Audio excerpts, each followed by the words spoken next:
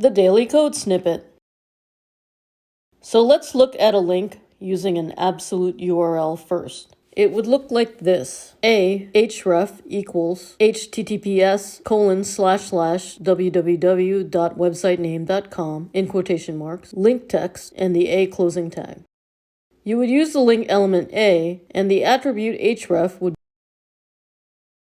be used to specify where you're going. So in the case of going to another website, you will have to put the absolute URL, which is the full website address, so it includes the http:// or https:/ prefix. The text that is in between the a opening tag and the a closing tag would be the text that the viewer sees. Links have a default style to be blue and underlined, so whenever a user clicks on that link text, they will be rerouted to the website in the value of the href attribute.